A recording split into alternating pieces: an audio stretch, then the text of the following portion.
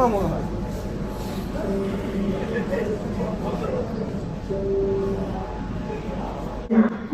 So finally চলে এসেছি শিয়ালদাতে। দেখছো এই দেখো, এটা দিয়ে ওপরে উঠে এলাম।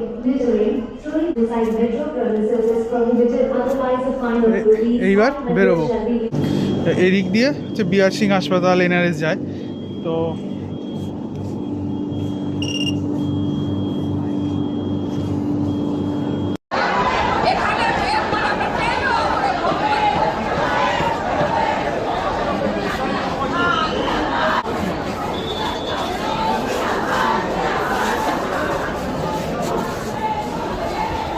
বুঝতে পারছো,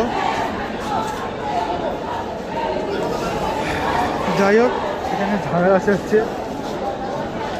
আশাকর্মীদের আন্দোলন চলছে। যাই হোক এবার এখান থেকে পিছিয়ে যেতে হবে আমাকে। এদের আন্দোলনকে ভাই আমিও সমর্থন করি। সো এই চলে এসছে এবার ওই স্টেশন থেকে বেরিয়ে। ভাই এই জায়গাটা আসলে ভাই নস্টালজিয়া হয়ে যায় ভাই। 3টে বছর এই জায়গা দিয়ে কলেজে যাতায়াত করেছি। ও ঠিক আছে, আমার নাম বলবি।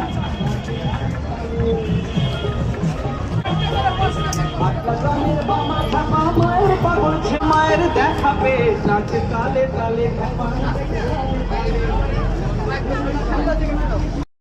ফাইনালি ভাই বাসটা পেয়ে গেছি। বসে যাবে। আমি এখন যে জায়গাটায় বসে রয়েছি না, লিটারালি জায়গা কোন জায়গায় বসে রয়েছে, এই জায়গাটায় বসা একটা ভালো জায়গা নেই।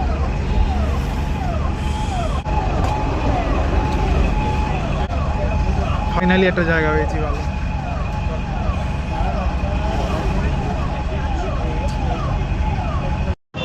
বাস থেকে নেমে অনেকটাই চলে এসেছি পিজির কাছে। দেখা যাক আজকে সার্টিফিকেটটা পাই কিনা।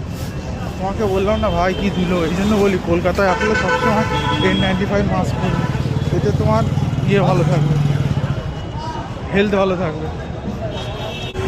ফাইনালি পিজির মধ্যে মুখ থেকে খোলাই যাবে না মাস্ক।